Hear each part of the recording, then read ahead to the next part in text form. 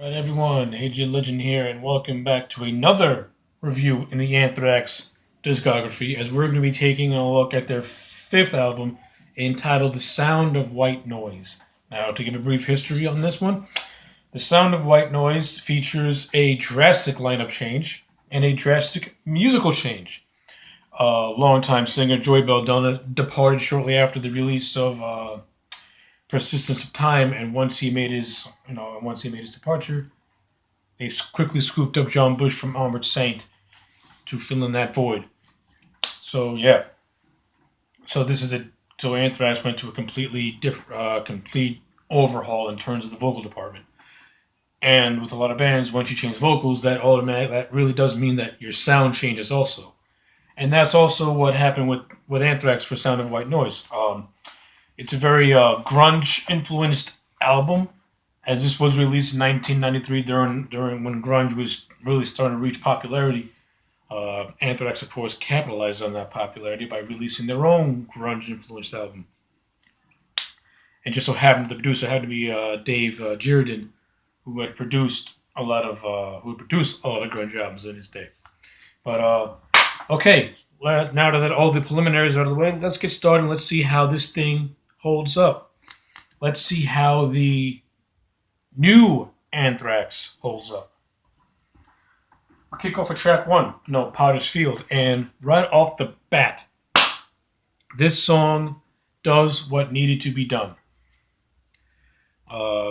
It create the opening intro, which goes for like at least a little over a minute and a half. Just awesome. It sets the tone with that noise, with that white noise, that. And then the faint background, you hear like a boom, boom. And then once it kicks in, it's like. So yeah, Sound of White Noise does that, hooks you right in. And then once those machine gun drums by Cello Benente starts to go, it just comes in and punches you right in the face.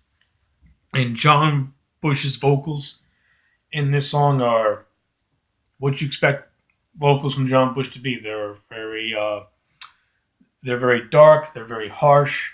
They're more rugged as opposed to Joey Belladonna, and it works for this new sound of Anthrax. And particularly with Potter's Field, it works great. With his vocals were great in Potter's Field, especially when they get to the chorus of this song and Bush is just singing his heart out, and the band is just playing with such ferocity and it to me it can rival the thrash work in a way. So yeah, Potter's Field does exactly what needs to be done, and awesome song. And then we segue into Only, which is yet another really good song, and it's actually the only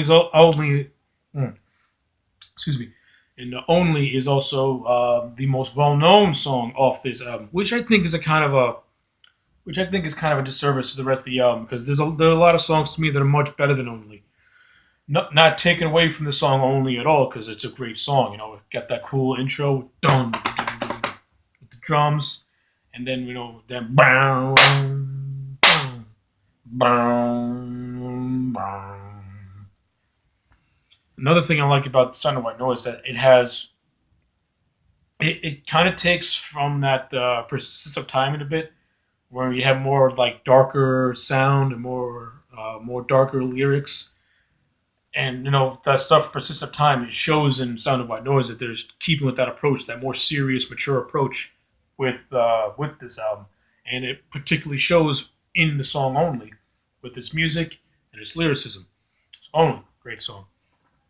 Then we get to track three, Room for One More, and it's okay, not my favorite. Moving on. We get to Packaged Rebellion, which is solid song. I could easily see how someone could look at this as a filler song because it does sound like a filler song, but again, it is what it is. It's not horrible, and I kind of like it. Then we get to track five, which happens to be one of my favorite songs off this album, which is High Pro Glo. I love High Pro Glo. Just that opening intro hooks you right in. Dun dun dun dun dun dun dun dun dun dun dun dun dun dun. Pro Glo is, to me, one of the more is one of those more classic Anthraxy sounds. Got that good heavy metal tone going on. You got John Bush on the vocals, just nailing it out of the park, and you got the rest of the band playing along with him in perfect synchronicity. So Pro Glo, great song. Then we get to Invisible.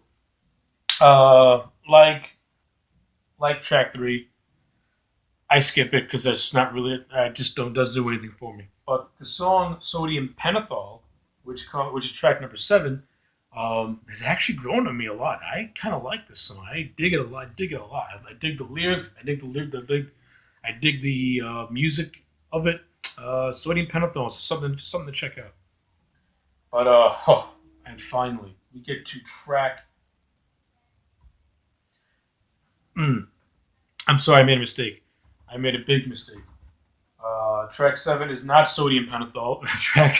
Sodium Pentothal is track 9. 1,000 Points of Hate is track 7. 1,000 Points of Hate, not bad. It's actually a pretty cool song. I like it. I think it's pretty good. It's got a cool intro. It's got good lyrics in it, and the band seems to be doing a good job with this. So I'll let it pass. Now we can get to track 8, which is Black Lodge, and just this is the most atmospheric song that I've ever heard from Anthrax, and it's the most atmospheric song on this album. It's actually a very Alice in Chains influenced song. If you really want to break it, go right into it. Oh no, Black Lodge is just that opening riff, and that opening guitar riff,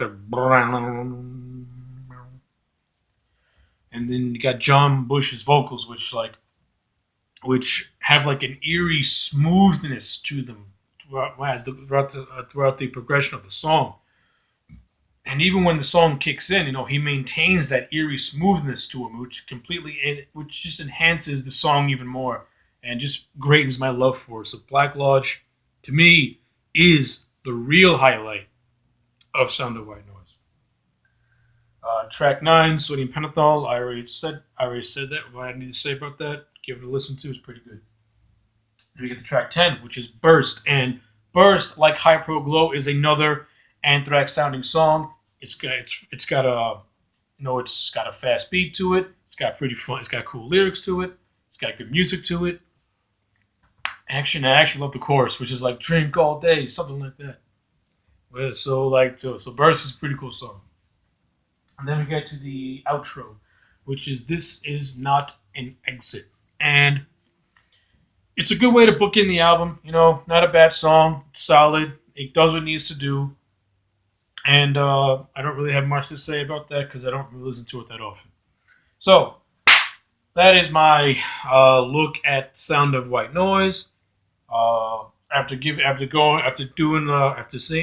this, I'm giving it a solid 9 out of 10. Like I said, I love this album. I think it deserves to get more recognition because it is really, really good. And a majority of the songs on this album I really, really love, and I rank them as among my top favorite Anthrax songs in general. Or a lot of them come from this album. So yeah, Sound of White Noise, 9 out of 10. If you haven't heard it, I think you should give this album a chance because I think it is worth your time. And if you're one of those guys, if you're one of those people that prefers Belladonna over John Bush, I say give Bush a chance. I mean, because for Bush's initial outing, this is a good introduction piece for John Bush with Anthrax. So definitely, I'd say give it a chance. It's worth it. But all right, I'm AJ Legend, and this has been my review of the Sound of White Noise. Like, comment, and subscribe, and I'll check back with you next time.